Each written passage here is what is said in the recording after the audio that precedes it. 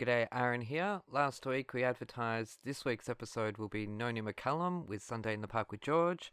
Unfortunately, Sydney has gone into lockdown, so considering the information within that episode, we thought it more prudent to wait a couple of weeks.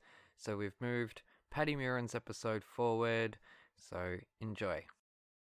Welcome to the Blooming League of Original Podcasts.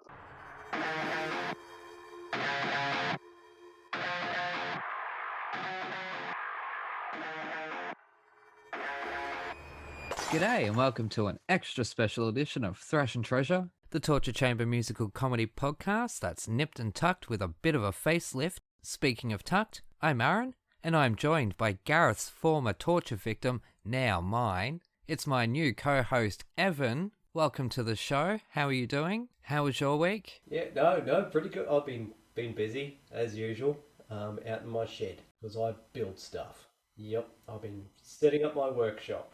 I spend more time setting it up than I do actually using it. Oh, really? Oh, shame. Yeah.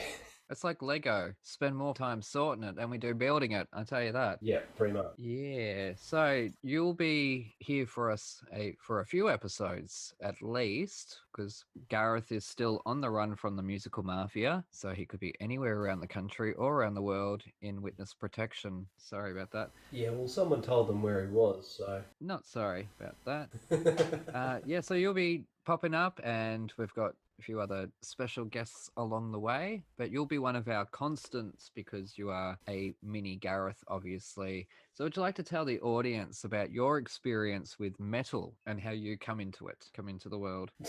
How I came into the world is a completely different story. Into the world of metal. This is into the world of... an MA-rated podcast. I think the same as most people is it was forced upon me by my older brother. Yep. Brothers, both of them were big metalheads. Oh, that's right. There's like 100 of you, isn't there? Shit. Yeah, there's 6 to 8. Oh, that's all right. Or if it doesn't work out with you, I can go to the next one. Oh, certainly. So that's really mean. Well, each one covers a different era, So the oldest is... Oh, do they? Yeah, the oldest is all your Led Zeppelin, your we missed the popularity. Yeah, no, hang on. That's right. Oh, where was I? All the brothers cover a different era. The eldest is Led Zeppelin and Doors and that kind of stuff, and all the 70s, and then there's Gareth, who's all the 80s metal, and then I cover all the 90s metal, and then there's a brother in between who we don't really talk to. Oh, okay. That's not for the show then. We'll cut that bit out. No, that's fine. No, leave that in. That's leave fine. that in. All right. If you're telling me to leave it in, and he's all Iron Maiden. That's pretty much all he loves is Iron Maiden and Def Leppard. That's it. There are no other bands. There never was, and there never will be. Oh, there you go. Well, then I'll go through all the brothers and then come back around to Gareth. Anyways, yeah, so how was your week? Well, yeah, like I said, I've been building stuff in my shed. I've done a 3-meter wide tool wall, so a pinboard wall full of tools that I sent you the image of that just didn't work. So now I get to hang all my spanners on the wall, and I'm very proud of that. Oh, does it have like the outlines that men do because they're nerds? I'm getting to that. Once I decide where everything goes, then we'll probably put some outlines on there just to be, full dad. Yeah. Go full dad mode on it. So yeah, it's my dream shed. It's taken us a couple of years to get the slab laid, and then Mate, it's taken me a couple of years to get laid too. Bob! Sorry. You said it. I had to.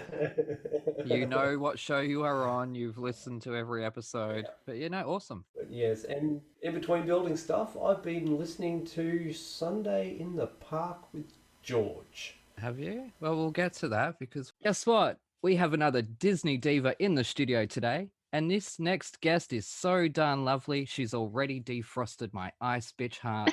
This lovely lady skated into her Broadway debut with flair in the stage adaptation of Xanadu before shooting in the Lysis Stratosphere as the cheerful Lysistrata Jones, which left her pepped, prim and proper princess in today's chosen musical. But aside from a sleigh full of Hallmark movies and TV gigs, where she most recently played Catch in To Catch a Spy, this darling actress has the unique distinction of being a one woman Into the Woods, having played Polly Baker, a princess or two, a witch, a mother, a nerd, a teenager, and a cow girl. It's safe to say that this star is a giant overall. Audiences have known her as Pam, Tam, Fran, Anna, Annie, Annabelle, Belle, Isabella, Galinda, and twice Alinda. But John Travolta knows her as Patella Mazim. Please give the warmest and frostiest g'day to the future Mrs. Captain America. Sorry, Colin. We wished upon a star, and now she's here. She cheered. It's Patti Murin. Say what? How are you doing? Welcome to the show. Oh my goodness. Thank you so much. I'm going to need a copy of that intro because it's going to be my playbill bio from now on. Because that's the best thing I've ever heard. Oh I my will be God. so incredibly proud. I'll tell you what, I've just had Joanna Gleason say that Sondheim would love me, but I think you may just have tipped that by wanting to have that in your playbill. Oh, yeah, that was truly one of, I think, the best.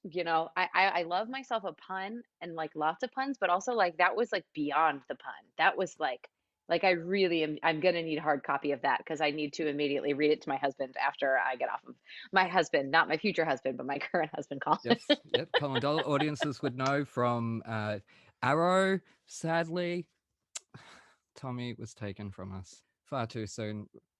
Didn't make it. He didn't make it. But that's okay. Yeah. That's okay because the reason that we started dating was because he got killed off of Arrow and we did a show together at Shakespeare in the Park that summer. Yep. So if he had been doing Arrow, that show we wouldn't have done the show together and we wouldn't be married. So honestly, thanks, Arrow. There you go. And I'll tell you what, I could not have written that bio without you having done all those things. Oh my goodness. I don't know if that was deliberate, but as soon as I looked at all those character names, the light bulbs just went all over and I nearly passed out because holy shit, this is like the perfect thing that I could do for an introduction. But anyways, let's move on from that because we first connected because you had tweeted out that you would only be unprofessional in front of your mum. And so let's put that to the test, shall we? As of recording, you've just been spied into Catch a Spy, and I haven't seen it yet because I'm single.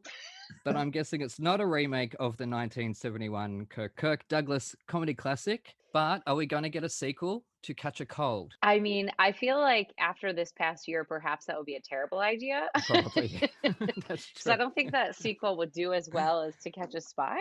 No. But I mean, I you know what?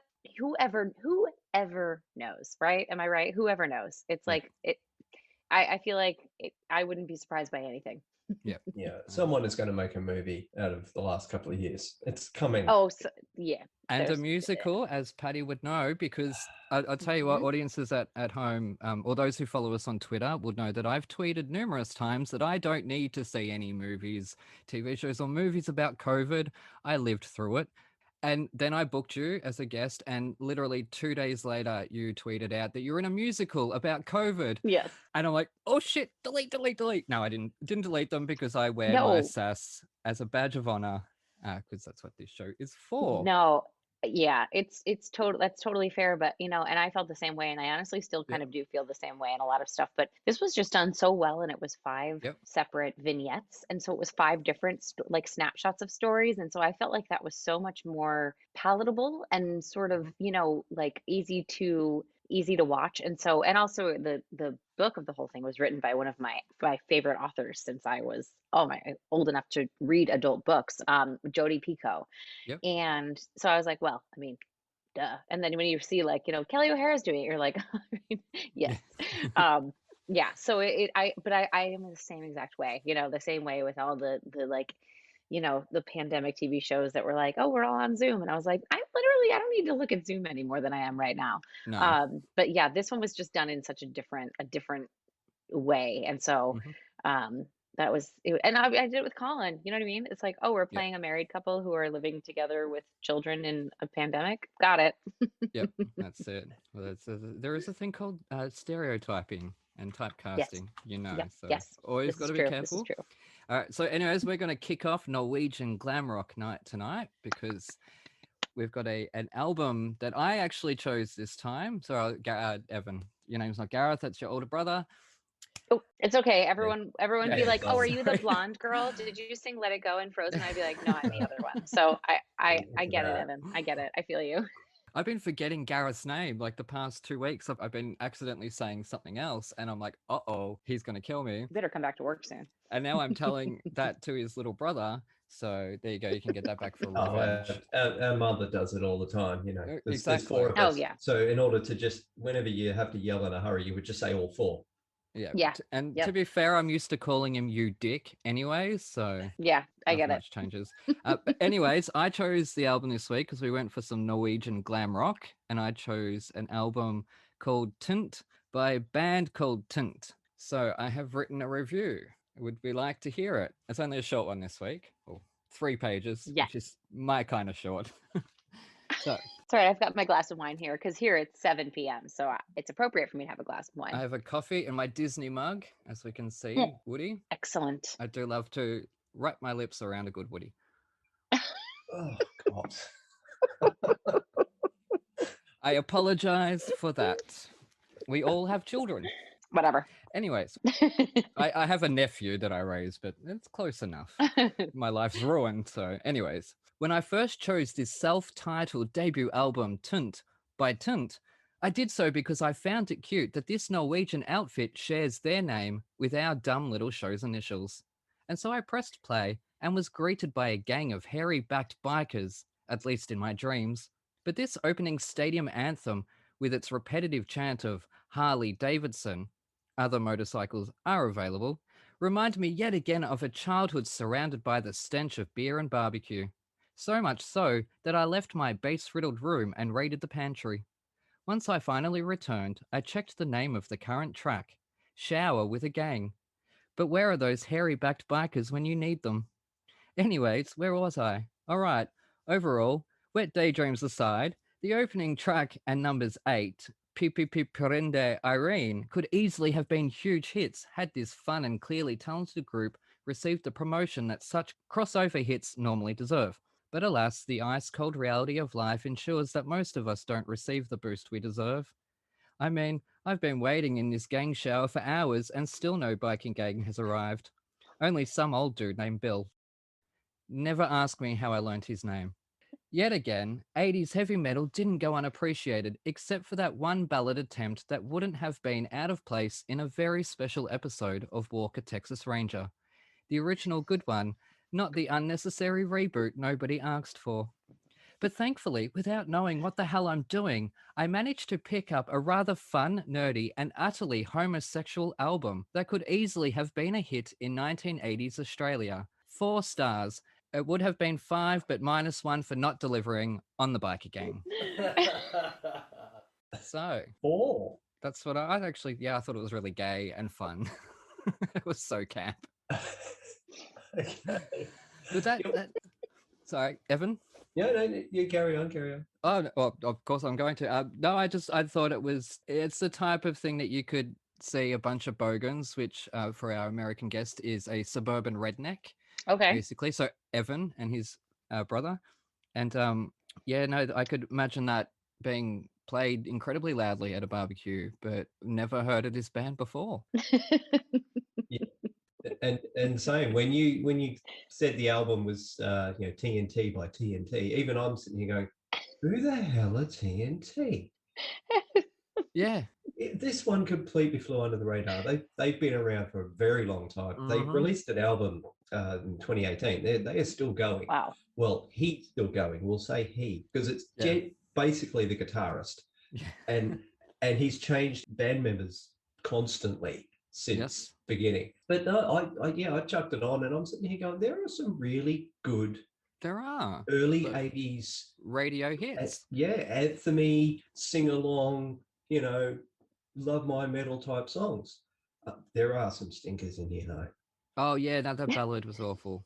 Oh, did you the instrumental? I don't even remember. That's how unmemorable. And I listened to it 20 times. Track 4, the guitarist decided he's going to do a solo, and I swear it's literally just one scale over and over and out for a minute and 20 seconds. And I'm sitting here going, dude, you need to learn more before you can do this. Well, this was their first album, and the first year they got together. Right. Okay. Yeah, so now, Patty, what did you think? Because you're our Broadway guest. I mean, I'm going to be honest. I thought that it was because I listened to it in the car. I was Yeah. out running errands, so I didn't have a husband or a baby with me, and I was like, this is the perfect time to like sit and like listen. You know, I'm focused. Yep, behind heavy machinery. Yep. Yeah, yes. It was excellent driving music Yeah. because it wasn't it wasn't so heavy metal that I was like what is happening, but it wasn't so light that it was like, you know, fake pop, like fake, Yeah. you know. And so it was that good mix of, you know, some intensity but also like, oh, there's melodies here. Like Yeah. I can like hum along with these songs. I couldn't sing along with them because they weren't in English for the most part, other than Harley Davidson and the words USA. But I felt myself, I really felt myself like humming along and kind of like I was bopping quite a Yeah. bit behind the wheel. You know, it's funny you mentioned the Nordic lyrics, because this is their first and only album where they have done Nordic lyrics, which they've translated from the Nordictionary. Oh, I'll go home now. yeah. Bye. Anyways, no, yeah, no. As I said, they were formed in '82. This album was released that year and ends up becoming a hit. What the hell? What did they do right that the rest of us have done remarkably wrong for all of our lives? Goodness me, how does that happen? I mean, sure, Norway, but Harley Davidson became a hit. I don't know. It just Yeah. caught on. You know, a little bit before my time, but not much. no, it was before my time. It was 3 years before me. Yeah. I wasn't wanted at that point. I wasn't even wanted when I was born, but you know, I was accepted at least. Thank God. No, planned. I wasn't planned. Let's just say that. Neither was I, so it's okay. Oh, there you go. Mum and Dad always said you weren't planned, but you were always wanted. I'm like, okay. Yeah. Oh, Actions that's speak louder than sweet. words. Yeah, like then flash back to them being like, "What the hell?" Yes. And they find out she's pregnant. Why did we have you? Yes, thanks, Mum. That's going to do great for my confidence. Anyway, now about heavy metal, which is probably why people listen to heavy metal, because of families like that. And yeah, though I don't. I listen to musical theatre for that. I don't know why there aren't more gay people who listen to heavy metal when this is what we're getting. Well, yeah, I also think that heavy metal is like it's just sort of like a really just intense outburst of emotion, right? Like, Yeah. isn't that also what musical theater is? Yeah, that's why they're such a bridge. Like you can't say what you're feeling, so you actually have to burst into song. And like I feel like heavy metal is just like a more musically accepted version of that, right? Yeah, that's what I have. That was the whole point of this show, Patty, was that metal is socially acceptable opera. I mean, that makes a lot of sense to me. That really does. You can put metal on at a party and everyone will start headbanging. I mean, there's some people will go, turn this shit off. But Right. you put opera on at a party and everyone's going home because it's like, what the hell, dude? Yeah, nobody wants to hear that. Yeah, it's just For yeah. a certain age or a certain class of person. Right. Shout out to our Right. New York listeners on the Upper East Side. We're not saying it's a bad thing, just saying it's not our thing. Heavy metal is definitely a way for angry bogans to yell out their frustrations at the world. In a Mhm, much more makes sense. palatable way than what we normally hear Right. when you're in Yes. line at the supermarket. Right. As opposed to what they normally do, yes. Yeah, so I would say this was a successful album all around. I think. Yeah. Yeah. Yeah. I don't think Evan agrees. I found myself actually picking apart. The drumming annoyed me. I mean, being a drummer from a cover band in the 90s is my only claim to fame. Name drop. Yep. Yeah, we never went anywhere. We just covered Nirvana and stuff. But, you know, I'd still call myself a drummer. Mm-hmm. I was picking apart the actual drumming in this song. He does some tom rolls where they're not even. Like his left, right, just are out of sync. And it drove me nuts. Well, I don't know this technical stuff. That was my gripe. But then they changed drummers, Yeah. I think, immediately. So Oh, I guess that's why. Yeah. This is why you're here, Evan. Yeah, right. Yeah, I'm like I bopped. Yep. That's it. They're same. And like a lot of times when the music is too middling or it might be too heavy or whatnot, I don't feel Mhm. I can get up and maybe have a bit of a dance on my own on a Friday night at 36 years old. How pathetic I suddenly sound. Nothing new No, there. I Sorry. actually think that that's when you know that you're living your life right, is when you're comfortable being 36 and just dancing by yourself on a Friday night. Like honestly, I think that's when you've really come full circle because you're like, I don't give a crap anymore. Yeah, that's it. Like, why not? I'm Yeah. bored anyways. I need to Yeah. do something. So, I mean, Yeah. someone else's child has me stuck at home. So, why not dance it out? Otherwise, I could become a troll on the internet. Shout out to our troll Oh listeners. God. See, yeah. Yeah, I know we've had a discussion about that. Goodness gracious me. I had one recently. That they love to take what you've said and put words into it. I said something about John Ratzenberger, the actor from Cheers, not being Hmm. in Luca. Could that have been because of his politics, that people are suddenly getting scared to put right wingers in their work because they don't want Hmm. boycotts? It's a fair comment to make. Suddenly, I Hmm. had some idiot come at me going, he's allowed to have his opinions if he wants. You're like, that's literally, well, thank you for giving me your opinion because I asked a question and I suppose that's, yeah, Yeah. it's, Like I was just like, I wonder if this is why. And it's, I must have tagged yeah, Luca in it all. Anyways, this is completely off topic. But no, yeah. to quote Frozen, do you want to build a rock band? Yes, yes, I do. Yes, we do. Because for those listeners at home, Patty and I had a challenge for this round. Now, Evan didn't get to it Mhm. because he only stepped in about 6 hours ago, and he never responded to me to say yes, a definite. So I never got to send him through. So what we have done is we've come up with our own Disney glam metal bands using animated characters. So ladies first. Do you want me to say all of them or are we going back and forth? Like, is it like one me, one you, one like, Oh, just go through all. Yeah, okay. Well, I mean, first of all, you can't have a metal hair band without Rapunzel. I mean, she is the queen of hair. She's got all the that's very hair. true. Literally, she Yep. has that's what she does is she has hair. That was my first one. My second one, I think Maui from Moana would be amazing. You know, he's got all the tattoos. He's got the like, he's a kind of a fun guy. He Yep. sings, but It's also got like he's swagger. kind of intimidating, you know? Yeah, it's sort of Yeah. like, what's up with that guy? Yeah. I also thought that Maleficent would be good. She's got some that you don't even have to put makeup on her. She's already like green and No, purple and whatever. Like she's just like there's something she has the darkness. You know what I mean? she is glam rock. She is Yes, she's glam rock. quite literally. And then I thought maybe I thought the hyenas from Lion King because they've got those high notes. Like they have Ah, the high pitches and they can do all that like anything high. yep. Yeah, that's my band. Awesome. Weird is correct. Weird. No, that's great. And I love that you put the hyenas in there. Shout out to Whoopi Goldberg, who follows one of my Twitter accounts. Please come on my show. I have DM'd you and Oh, asked you. I love Whoopi. I did Xanadu with her.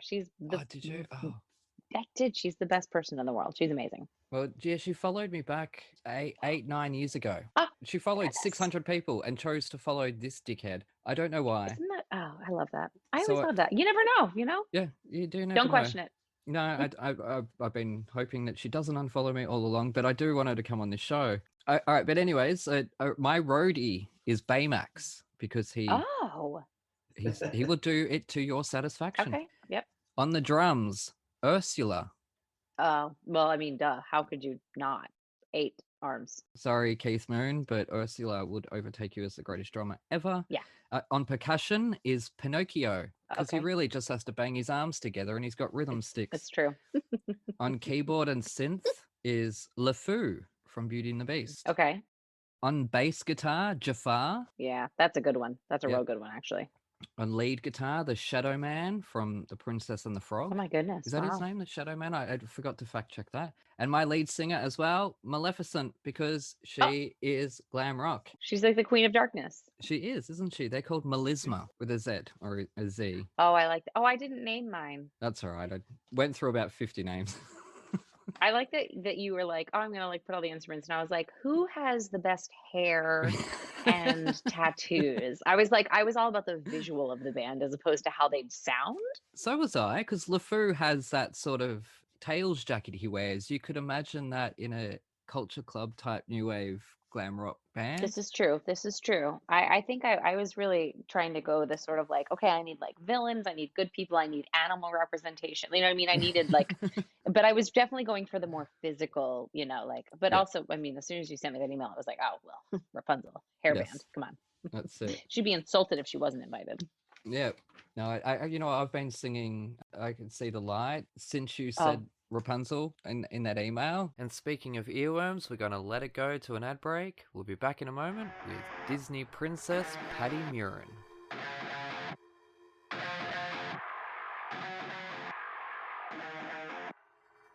Coming this summer, winter, spring, or fall, the first ever musical theater sitcom, where you go behind the scenes of the latest West End show, the Fosse Forest Ballet. Where's the important stuff? Aha! £1,000 a week ensemble rate. Ah, that's what Mamma Mia likes. Starring Philip Joel and a West End cast featuring Carrie Ellis, Darren Day, Louise Demon, and Oliver Saville, and more. It all started in 1987 when I was a jobbing actress working in a diner. Yeah, it's just I had a really bad experience when I was touring Australia with a wombat. Darling! Mwah, mwah. La, la. How long have I been mentoring you? 3 months? 2 years. So her name is Henrietta. The horse. Yes. I've managed to secure you an audition for the biggest, most innovative, and the latest show to be going into the West End. Joseph and his Technicolor Dreamcoat. Think more along the lines of Panther. Frozen. You can watch this episode for the price of a coffee. Simply go to www.thefosseforestballet.com. Any and all profits go back to theatre charities, acting for others, and the theatre's trust. You'll laugh, you'll cry, and you'll see a grown man in sparkly tights. Tight nights. Nice tights.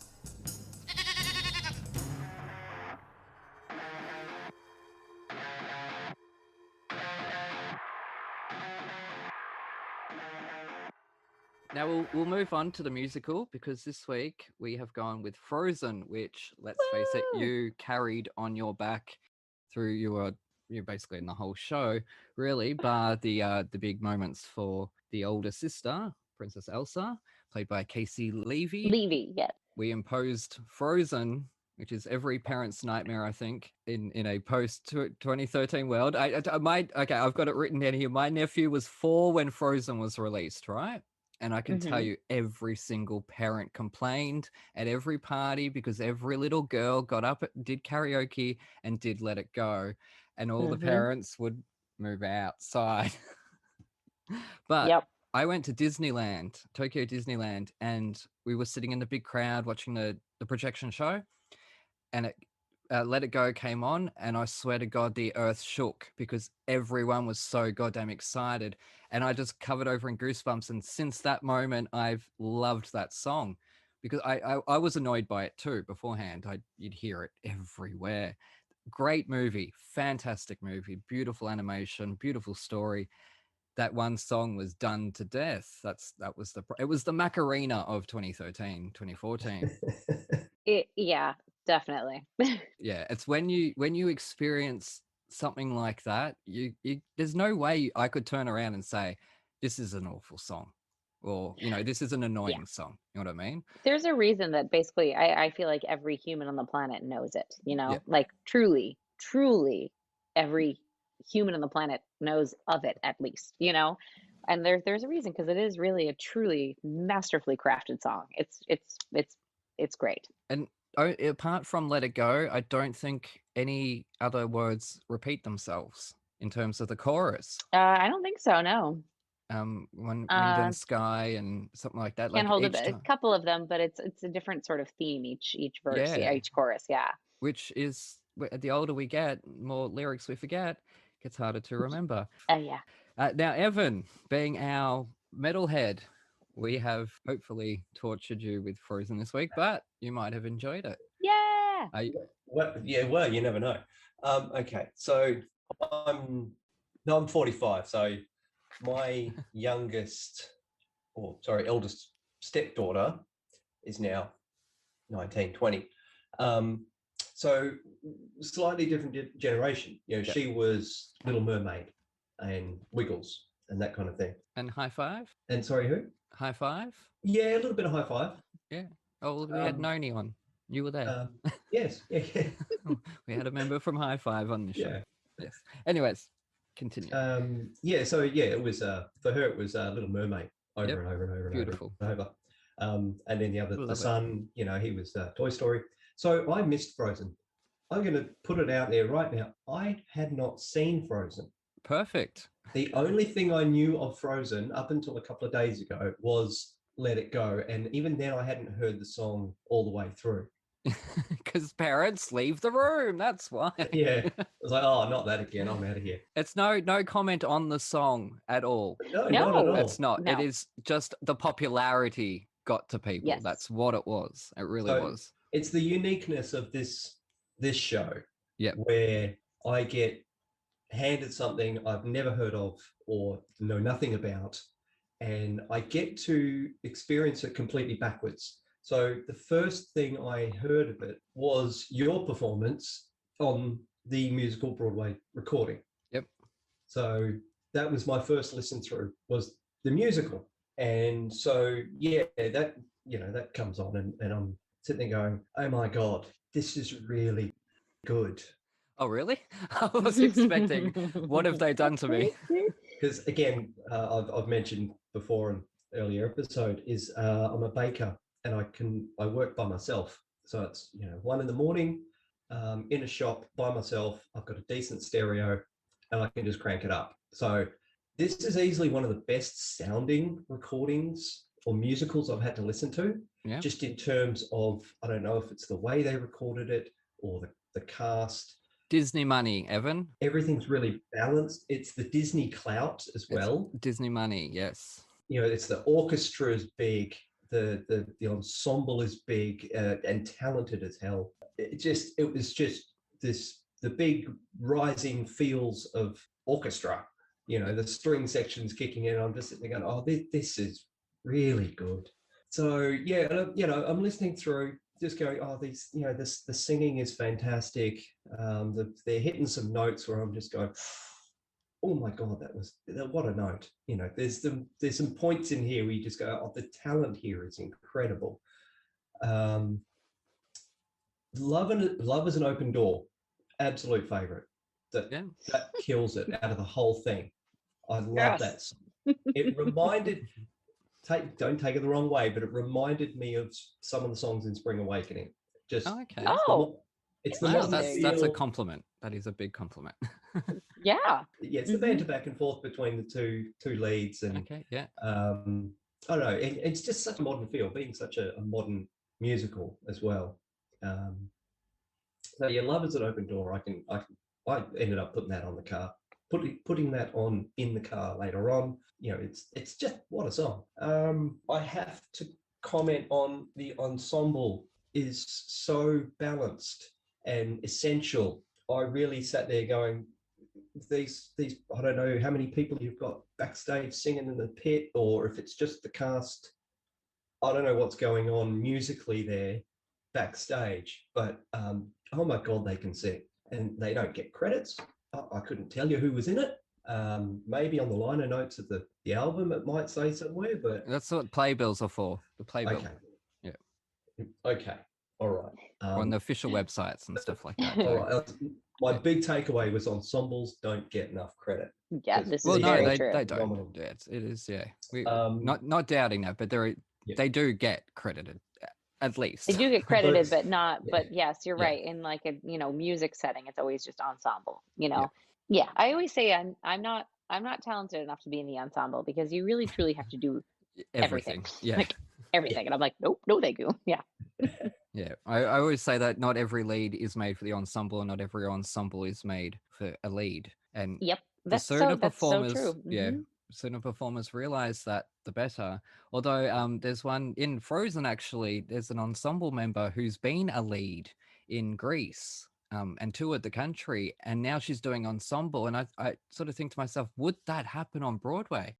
Can't think of a name. Okay, let's go. Andrew Kober, who's going to be out on the show in a couple of weeks. Would he do well in an ensemble, because he is such a character actor? Is what I'm saying. Right. So yeah. Yeah, I mean, Could I'll that be happen? honest, for actors, it's really all about like, what the job entails, what and Mm, sometimes it's a question of like, do I need to work right now? Do I want to work right? Do I want to? And a lot of the times the answer is like, yeah, absolutely. Yep. mm-hmm. Like just because I've played a lead doesn't mean that I won't be in the ensemble or understudy or whatnot. And so it's such a weirdly personal choice for every single actor, but it's Yeah. kind of cool the way it all sort of shakes out. Now, just on Let It Go, what can you tell us about fractals and their mathematical relationships with the Mandelbrot set and their corresponding Julia set? I can't tell you anything about that. I found something online, a simple English Wikipedia that explains difficult things like fractals and Mandelbrot sets to morons like me in a way I can understand. That doesn't seem simple at all. Just Um, those words. no, I know, and I said it pretty quickly too, Fractal. which is amazing because I know, I was like, I hadn't read it out at all. That was a cold read. Okay, now a Mandelbrot set is okay. okay. We know a fractal is on a I can't even remember what they're called now. What are they? Icicle thing. What's the? It's your logo. Icicle? Um, Is it icicle? no two snowflake. That's it. No two snowflakes are Oh, the same. snowflake. Yes. Oh, okay. Okay, so Yes. and you notice the branches will stem out, but then there will be equal branches that stem out from that, and then equal branches that will stem out from that. So it's like on a tree, and a branch grows, and then a little Okay. branch grows from that, and Like then in a little twig branch. and then okay. Basically, it's a Mandelbrot set is a particular shape, and the more you zoom in on it, the more you find that same shape. It is made up of the same shapes. Oh. Yeah, The way Mandelbrot is like a visual representation of infinity, basically. You can just yes, keep zooming in. but it also Oh. makes sense of clouds and coastlines, that there is a mathematical sense of order to things. Now, I was in the kitchen earlier making myself a coffee, and I had a light bulb moment that a Mandelbrot set and a fractus and all that is just a difficult way to say a pyramid scheme. You tell one person who tells two people who tell two people who tell two people, but it Okay, is see, I understand that. I get yeah, that. I get that. yeah, and but there'll be mutations along the way. The Okay. infinite number of almost exact copies. So that's what fractals is in that song. I love that word, Interesting. and it comes from the Latin fractus, and I wish he had. Anyways, let's move on. Sorry. Can I finish my praise of Frozen? Yes, Yes. go All for Yes, it. please do. I just had to make Yes. sure I got all that in, just right. to mess with everybody's heads. I went and listened to it again. Then I went, oh, I wonder how this differs from the movie. Because again, at this point, I still hadn't seen the movie. Mm-hmm. Right. So I was able to chuck that on. This is while I'm at work, by the way. Yep. Chuck this Oh, on. thank you. I could chuck this on at work. On the boss's dime. Yep. Yep. And obviously there's songs missing. I expected that. Or there's songs in the musical that aren't in the movie. Mm-hmm. I expected that. You've got to flesh it out. Yeah. That's the thing that really I got taken aback by. Well, after thinking about it later, is a lot of these songs in the musical deserve to be fleshed out and produced in this way. Like they've got these great little nuggets of song in the movie that really deserve to be pulled out to a good 3.5 minutes and done properly. Really appreciate the fact that they did this. Mm-hmm. But then, I'm watching the movie and I'm sitting here thinking, I prefer the musical recordings. They sound better and bigger than the original movie. And then after going through the musical all the way, I went looking for a pro shot, and of course there isn't one. Is there? No, unfortunately not. The only thing I could find, and I think it's a Disneyland recording. It's on YouTube somewhere. Now, I'm pretty sure that's not the Broadway production. No, it's just a theme park. But they have this damn bridge. Now, did you have that bridge in the Broadway production? The ice bridge? The one that moves around in the middle and it just goes to nowhere. Oh, wait, do you mean the one that she sings Let It Go off of? Yeah. No, You no. didn't have that We in had an Broadway. actual ice bridge on Broadway for the duet What Do You Know About Love, where we climbed, yes, but Yeah. no, we did not have that moving staircase. Okay, because that moving staircase is doing my head in. I like to know how things work, and I want to know how that doesn't fall over. That's Disney. Have you been to Disneyland? Me? Yeah. I've barely been out of the state. No. Okay. Well, you go there and you wonder how any of it is done, really. Like Right, the right. intense detail in even just the columns on the buildings and stuff. There will be the mice from Cinderella, which Patti was her debut, as I've heard you tell a few podcasts now, which is hilarious. Sure was. I reckon listeners at home, once you listen to ours, go check out Patti on other shows, and we won't talk about it in this episode, but Yeah. it's a gorgeous little story. Anyways, like the engravings of the mice in the columns and stuff like that, and then there's like Pandora, the Avatar world, where there's the whole rock thing that you do wonder, like how do they do it? It's the magic of Disney. It's all perspective and Yeah. Everything, there's hidden things everywhere. Even on our set, you know, the big thing with Disney is the hidden Mickeys, and there were hidden Mickeys on our set all over the place. Yes. Yep. Yeah. Yep. Yeah. Yeah, I've heard of the hidden Mickey. The proscenium around our set where it looked like, you know, like sort of like ancient wood carvings and whatnot, but every single like panel of it was actually representative of a different Disney story. Oh wow. And like our hidden folk who sang Fixer Upper, who weren't the trolls from the movie, but they were something a little bit closer to Norwegian culture. Yep. They all had tattoos, and all of their tattoos were basically like tribal representations of different Disney stories. So like someone was like Winnie the Pooh, there was Moana, there was Mickey, there was like it was very like teeny tiny details, and Yep. it was really Wow. cool. It's just opened in Melbourne, so I'm Yes. hoping to see it. Gemma Ricks, who plays Elsa, I saw her as Elphaba and Eva Peron. Oh yeah, those two are phenomenal. Courtney Monsma is fantastic. I met her actually right after I left the show, and she was visiting. And we had coffee and cupcakes, and she's delightful and wonderful. And I've seen clips of her, and she's just really fantastic as Anna. Awesome. No, I can't wait. I think I might be going with my sister-in-law. We're probably gonna try to get lottery tickets because this is really weird. Okay. We've got both Frozen is coming to Melbourne and Tommy is about to open in Melbourne. Right? Both Frozen and Tommy ran at the St. James on Broadway. I've got you on this week, and next week I have Michael Cerverus in both episodes. So I sort of feel like that's a bit serendipitous. It is. It's weird how it all sort of comes together. Yep. And it is a fantastic episode. Make sure you listen to that one. In a few ways, my private life lately, I felt a little bit like both sisters, much like I do with Charity in Sweet Charity. It's not a question, I am just lamenting. Anyways, now Mame, Gigi, Hello Dolly, and all these star vehicle female-driven comedies seem to have died. Would you agree? Like everything now seems to be either an ensemble piece or a duo or something dramatic. But we don't really have a gypsy anymore. We don't have a Mama Rose role. We haven't done in a long while, I feel, and I think we need one.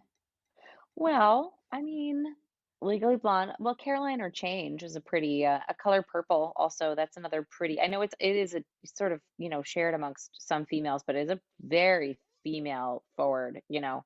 Is it comedy? That's the problem. Oh, did you want comedy specifically? Well, yeah, just because there seems to be a lot of drama at the moment. Yeah, but we haven't. Right. Well, because that's funny because we say Gypsy as and I don't think of Gypsy as a comedy. Don't you? Oh, it's technically a fable. I think it's funny. I think it has. I think it has humor in it. I don't know that. Yeah. You know what I mean? Yeah, true. It is pretty tragic what those mums. Yeah, like it's kind of heartbreaking. It is actually. I can't remember what musical. I think I was researching for this episode. June Havoc played a part in a musical, and I can't remember what it was. What are some of the parts you've played? Because maybe it was that. Maybe I was.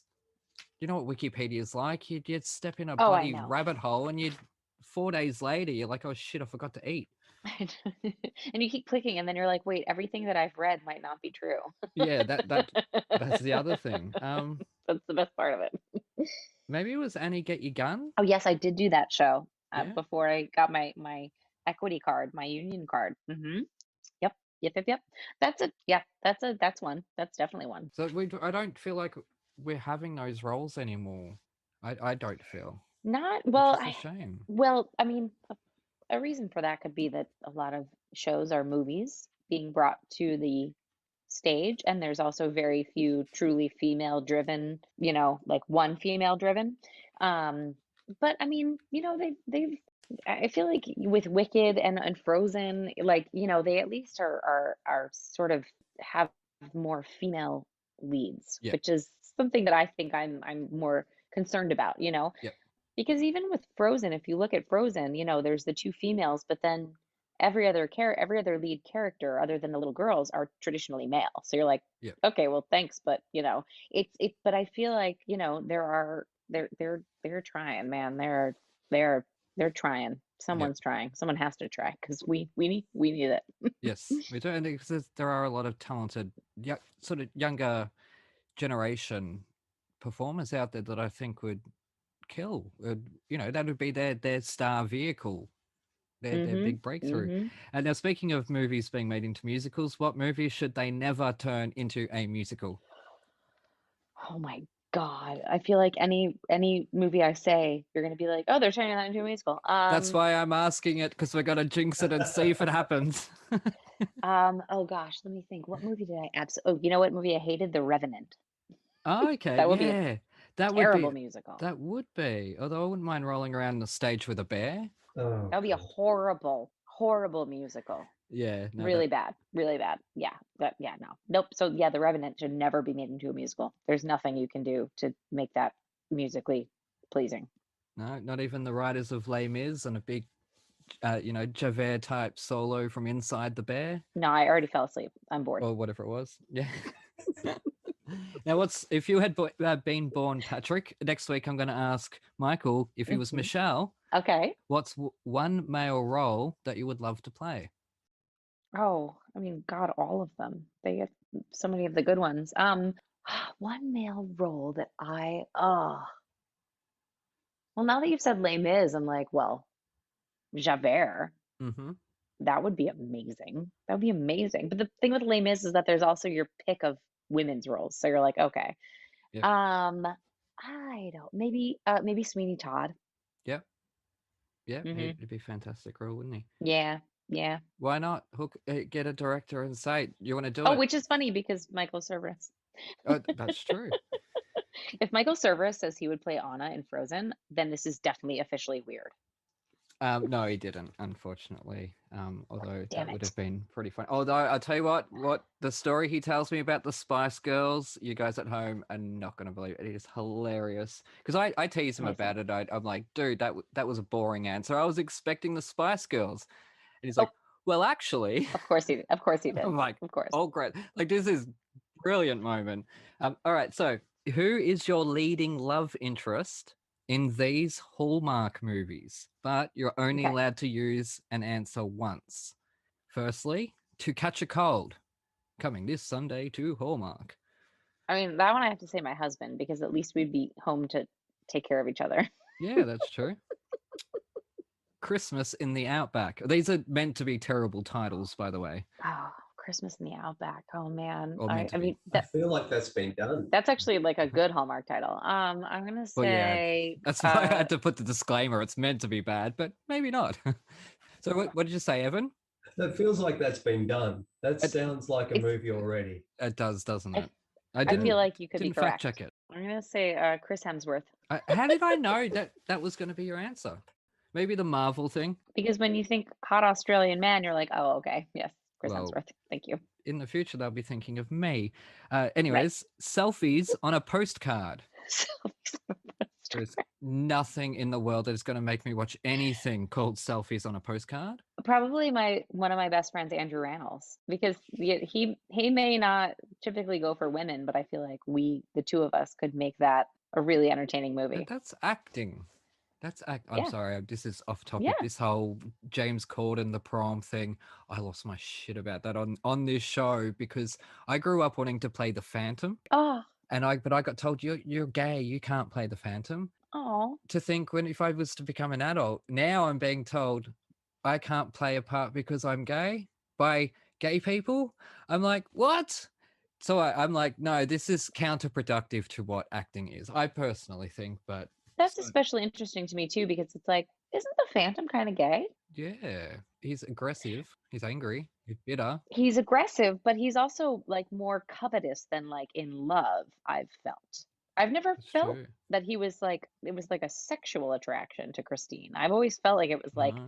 I want you to belong to me, and that I don't know, I don't know. I never thought about that as like a relationship like with Raoul. And so that's what makes me like, really? That's okay. Yeah, have you seen Interesting. the sequel? Because No. well, they filmed a pro shot version. Anyways, A Life of Living. A Life of Living, starring Patti Murin and I'm gonna go Chris Evans because I feel like yeah. Yes, no, we all need a little bit more. Yeah, because A Life of Living. I don't like maybe he'd be able to make sense of the plot. Possibly. I don't know though after his 2020 that he had. Thank you very much for that, Chris Evans. Anyways, my pet rock. My Pet Rock. Yep. I'm gonna go starring Patti Murin and Josh Henry. Okay, yeah. Wow. I love me a Josh Henry, and Yep. I don't know. Again, I feel like when I'm like, who do I want to play a yes and game with about a dumb movie called My Pet Rock, and I'm like, he'd be super fun. Right, now this one better be made. Mothballs for Mary. Falls for Mary. Oh my God, it's so stupid. It's so stupid. That's the response I hope for pretty much every joke I say on this show. That's so It's stupid. so stupid. Mothballs for Mary. Yeah, okay. I'm assuming this is a Christmas movie because her name's Mary, and they really kind of, match those up. Like Mary, Joy, even Mary. So if it's a Christmas movie, It could be a Veterans Day because of mothballs. He could be old. ooh, okay. I'm gonna go with Christmas. Mothballs for Mary, starring Patti Murin and I'm gonna go Casey Levy. Let's make the first lesbian Hallmark movie. Why not? It would be about time. Yeah. And we would have the best time. And this is very, very catty to say, but lesbians won't know that they can be in love unless they have a Hallmark movie to show them that they can be in love.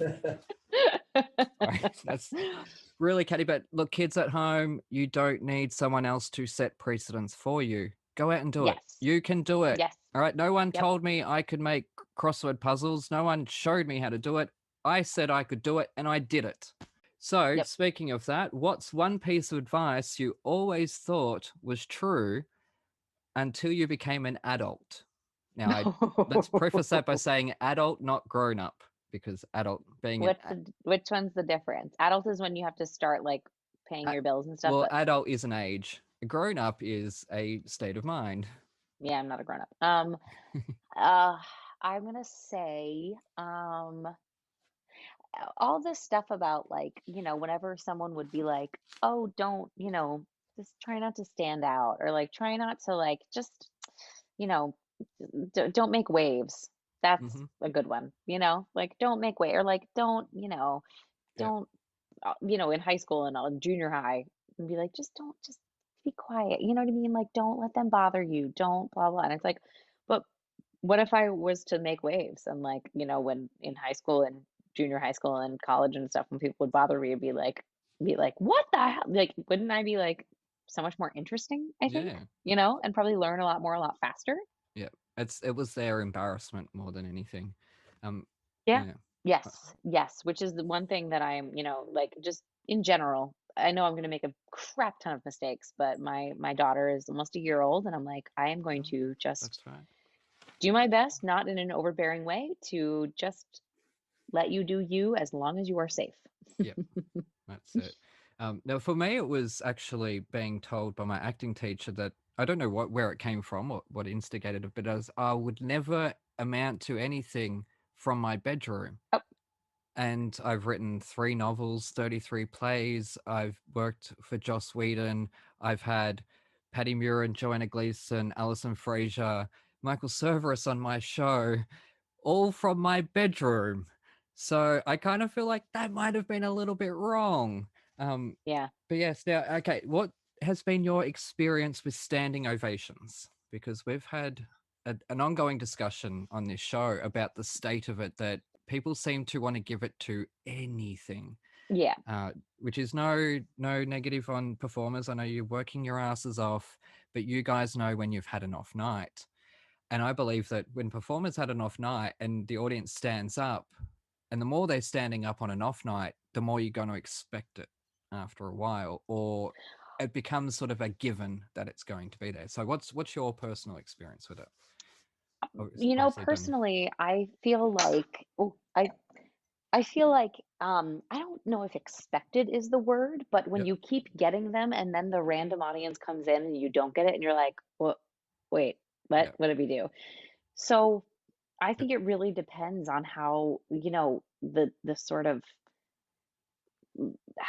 how the precedent is set by the audiences that come, and that's like no one's fault. But with Frozen, you know what I mean? Like we got the vast majority of the shows were standing ovations, and for which we actually were like, yeah, we just worked our butts off, and like that was a very hard show, and a lot of people just worked to make that hard show happen.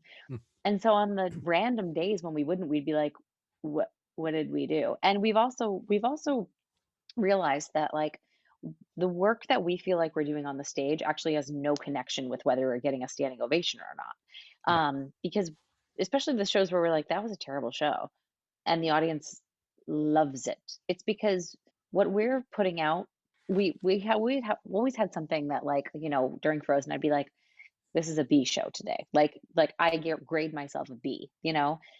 And there were some shows that were a C show or a D show. But the thing is that the audience is always seeing an A show, because that's just, those are the increments in your own brain telling you how good, quote, good you are in the show are so small. And so it really doesn't register to them. They're not like, oh, if an audience member comes out and says that was a bad show, it means they personally didn't like it, or that like the scenery stopped the show, 70 people forgot lines, the singers cracked 400 times. If that didn't happen, that wasn't a bad show, It's also a minor miracle every time you finish a show, and that as a performer, is that we call it's a minor miracle that many people worked together to make that happen and nobody got hurt. And so, and so it is like,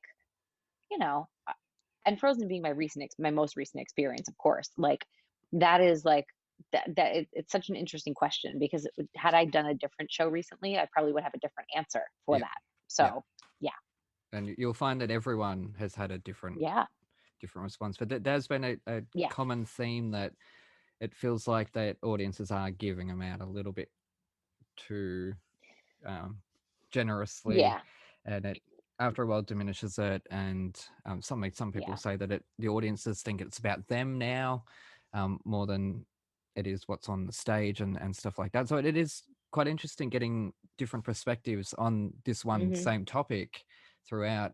By the way, I don't know what's happening with my camera. I bought a HD camera and it's just being a dickhead. But I haven't got anything else to ask it, Evan, because I know you've got to go. Did you have any questions quickly for Patti? All right, so we've got another Hello Dolly penny in my pocket problem here. Okay, My second favorite song on the album, other than Love's an Open Door, is Everything Falls Apart, which was cut from the original production. Now, why aren't Broadway producers consulting me before cutting songs? I'll tell you something that is going to be even more upsetting, is that they actually cut True Love from all subsequent performances, like productions. So True Love doesn't appear in any productions. That's Anna's, like, her sort of like ballad in the second act. So it's not in the Australian version. It's not in the Japanese version. It won't be in the West End. Damn. Yeah, that was a heartbreaker. Yeah, Yeah. I know. And I don't know. having a part in the development of that as well, I'm sure you attached to Yeah, it all. well, yeah, and the only thing I can possibly come up with is nobody could do it but me, so they Yeah. had to cut it. It's yours. You get to keep it, That's take it what I home. tell myself. Yeah. Yes. But yes, when everything falls apart, that didn't even make it to Broadway. That was Oh, our out really? of town tryout was in Denver, and that was actually cut before we opened in Denver. But when they made the album, they were like, "This is an excellent song." I am absolutely kicking myself because at this point in the recording, with about 10 minutes to go, and we only had 60 minutes to record our episodes, and there's a lot to get in, a lot of questions, a lot to talk about. My camera was causing problems. I didn't even realize it wasn't on that whole friggin' time. Like, I'm producing and performing and directing and thinking about the editing and trying to respond to answers at the same time. I've said before, I've got ADHD. It's really not easy, folks. But I'm not. That's not a pity party. Laugh about it. It's funny. Anyways, so I missed the final 5 minutes or so of the conversation. The recording missed it. So if Rosalind Cogan wasn't so cute, I'd be pretty pissed off. But no, I'm so sorry to Patti Murin for that. And please, please, please come back. And you were awesome. You were fantastic. It was such a privilege making you giggle all the way through that recording. And everyone else, please go follow her on the socials at Patti Murin, one word. And be sure to follow our new co-host for Team Metal, Evan, at Credo, or Credo, CR3DO, one word. And by the way, he gave Frozen 5 stars. So, oh my god, how's that for a debut? I thought it was going to torture him, so I guess I'm kind of really disappointed. Oh, I'll have to do better next time, won't I? And give him something that's really going to drive him nuts. Anyways, you can follow us at Thrash and Treasure on Twitter, at Thrash and Treasure Podcast on Instagram, and at Thrash and Treasure on the Facebooks. Just whatever. You're listening to this, you'll find us. And if you enjoyed our show, please click that subscribe button, leave a comment and a review, 5 stars, whatever, a roast, however you want to express yourself. And please check out our novels, my novels, The Toniston Tales, at thetonistonTales.com/bookstore. If you enjoy my sense of humour, they are ripe with them. They are a dark comedy horror series about how awful it is to hurt animals, and one little boy who loves animals. So check them out. Next week we have the awesomely legendary Anne Harada on, and I'll be guest co-hosted by Dave Muscat, a friend and West End star from Billy Elliot Live, and a bunch of other things, including the commercials that you hear on our show. And we'll be talking about Avenue Q and Thin Lizzy's Thunder and Lightning. They are an Irish band, and that was because Anne was in Ireland at the time, so I thought, why not? Because that's really how stupidly my brain works. Anyways, again, thank you so much to Patti Murin. We hope we can have you back. And of course, a happy first birthday to little Cecily in 4 days' time as of this episode posting. So I guess in the end, it was probably a good thing that this episode came out when it did, even though it's all chronologically out of order. I'm doing my best, people. Anyways, you guys at home, take care, and we shall see you next time. Hooroo!